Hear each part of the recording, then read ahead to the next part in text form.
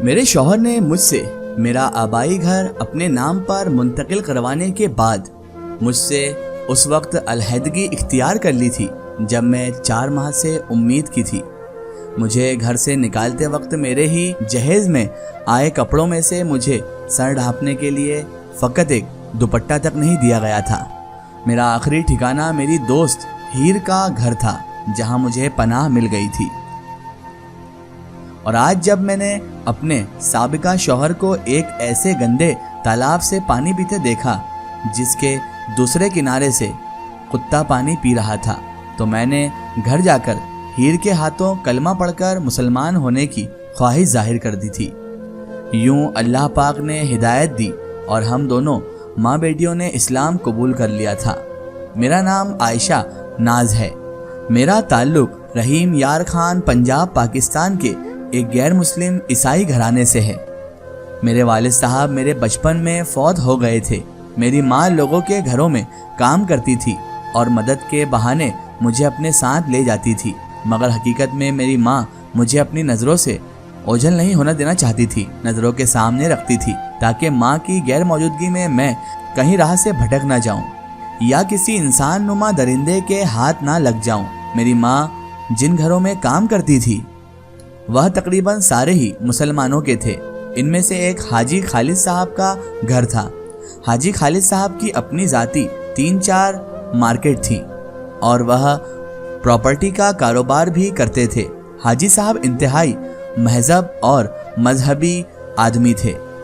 ان کی ایک بیٹی جس کا نام ہیر تھا اور وہ حافظ قرآن بھی تھی اور عالمہ بھی تھی۔ میری اس کے ساتھ دوستی ہو گئی تھی۔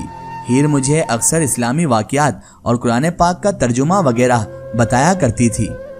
ہیر نے مجھے کئی بار اسلام قبول کرنے کی دعوت دی تھی، مگر میں نے ہیر کی بات نہ مانی، تو اس کے باوجود ہیر نے کسی قسم کی غصے یا پھر رویے کی کوئی بھی تبدیلی نہیں کی، کوئی ایسا اظہار نہیں کیا تھا اور میرے ساتھ بالکل پہلے کی طرح ہی رہتی تھی۔ ہیر کی والدہ اور والد صاحب جن برتنوں میں خود کھانا کھاتے، اگر ان کے گھر کام کرتے ہوئے کھانے کا ٹائم ہو جاتا تو ہم کو بھی انہی برتنوں میں کھانا کھلاتے تھے، یعنی ہمارے ساتھ کوئی بھید بھاؤ نہیں کرتے تھے۔ انہوں نے آج تک غیر مسلم ہونے کی وجہ سے ہم سے کبھی نفرت نہیں کی تھی۔ ہیر کی شادی ہو گئی۔ ہیر کا شوہر کینیڈین نیشنل تھا۔ ہیر شادی کے بعد کینیڈا جانے لگی تو ہیر نے مجھے ایک بار پھر اسلام قبول کرنے کی دعوت دی۔ میں نے انکار کر دیا تو ہیر نے ایک کاغذ پر مجھے ایک حدیث شریف لکھ کر دی جس میں 7 بڑے گناہوں کے بارے میں بتایا گیا تھا۔ ہیر نے مجھے کہا تھا اس حدیث پر عمل کرنے کی کوشش کرنا اور یہ میری دوستی کا تحفہ سمجھ کر رکھ لو، اور خود ہیر کینیڈین شفٹ ہو گئی۔ ہیر کا دیا ہوا وہ کاغذ جس پر ہیر نے حدیث شریف لکھ کر مجھے دی تھی آج بھی میرے پاس محفوظ ہے۔ میں نے ان سے بچنے کے ہر ممکن کوشش کی۔ خیر، وقت گزرتا رہا۔ میری شادی عاصم مسیح سے طے ہو گئی اور طے کر دی گئی تھی میری شادی۔ میری ماں نے بہت کڑی محنت کر کے میرے لیے جہیز اکٹھا کیا تھا۔ عاصم ایک کرسچن لڑکا تھا، مگر افسوس کہ مجھے اپنے ہاتھوں سے رخصت کرنے سے پہلے ہی خود دنیا سے رخصت ہو گئی میری ماں۔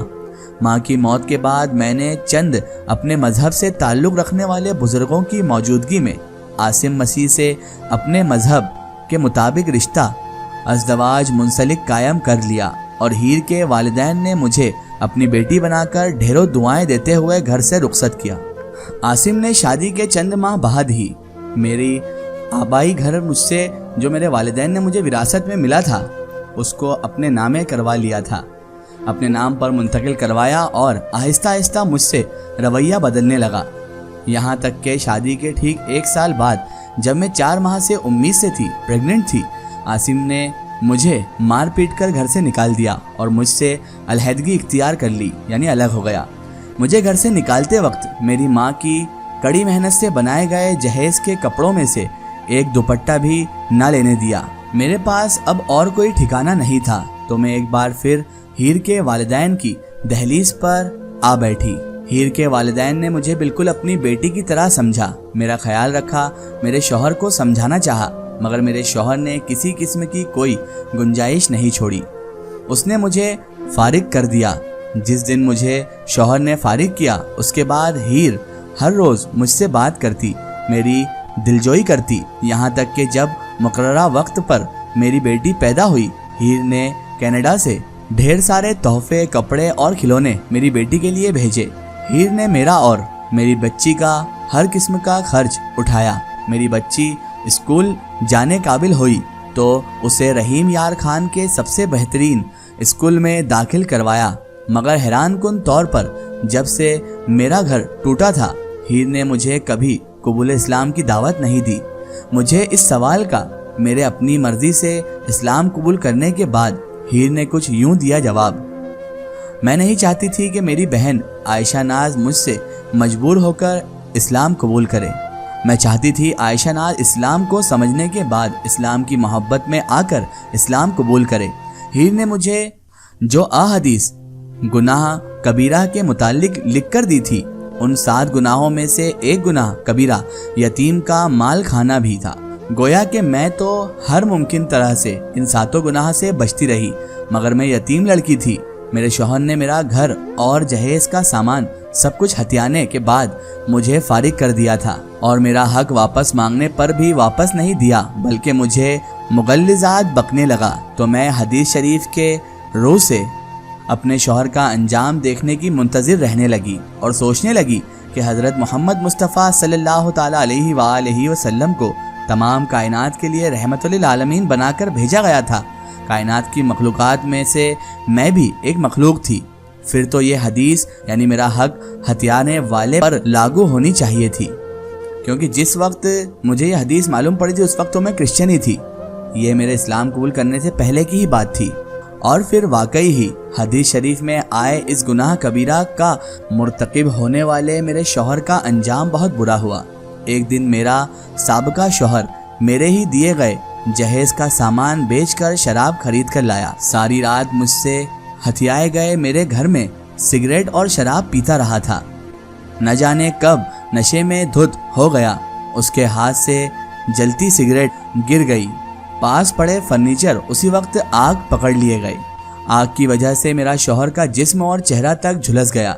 चेहरा झुलसने की वजह से मेरे शौहर का चेहरा इस हद तक भयानक हो गया कि इसके देखकर भी खौफ आता था।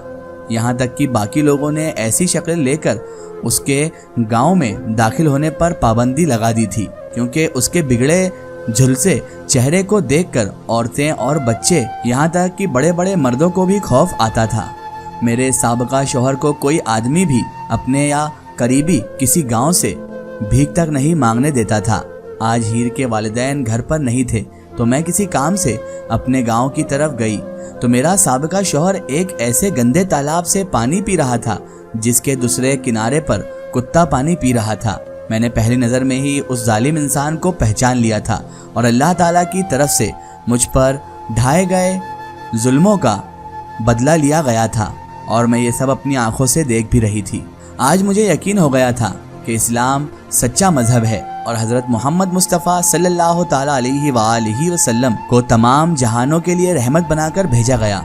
उनके बताए गए काम करने में इज्जत और बड़ाई है और उनके रोके गए काम करने में से अल्लाह का कहर और गजब नाजिल होता है। मैंने घर वापस आते ही हीर से राब्ता किया था और रोते हुए हीर को कहा था कि हीर मुझे इस्लाम कबूल करना है। हीर ने वीडियो कॉल पर ही मुझे और मेरी बेटी को वज़ू कराने के बाद कलमाए शहादत पढ़ाया था और अगली ही फ्लाइट से पाकिस्तान आने का वादा भी कर लिया था। फिर हीर अपने वादे के मुताबिक पाकिस्तान आ गई थी। हीर और हीर के वालिदैन ने मुझे और मेरी बेटी को इस्लाम के मुतालिक सब कुछ सिखा दिया था। हीर 1 महीना मेरे पास रुकी थी। फिर हीर मुझे उम्रे पर ले जाने का वादा करके वापस चली गई थी। दूसरी बार हीर और मैं सहने हरम में मिले थे। वहीं हीर ने मुझसे मेरी बेटी का हाथ अपने बेटे के लिए मांगा था। मैंने रोते हुए हीर को कहा था कि मैं और मेरी बेटी तुम्हारी किसी ख्वाहिश को रद्द और किसी बात को इनकार नहीं कर सकती। मेरी बेटी ने MBBS की डिग्री मुकम्मल की तो साथ ही मैंने उसका निकाह हीर के बेटे के साथ करके रुखसत कर दिया। जब मेरी बेटी इंग्लैंड जाकर सेट हो गई तो हीर अपने शौहर की इजाज़त के बाद पाकिस्तान मेरे पास शिफ्ट हो गई। हीर आज भी मुझे इस्लाम के मुतालिक बहुत कुछ सिखाती रहती है اور آج بھی ہیر مجھے ایسی احادیث اور آیات سناتی رہتی ہے جس سے میں برے کاموں سے منع کیا گیا ہے۔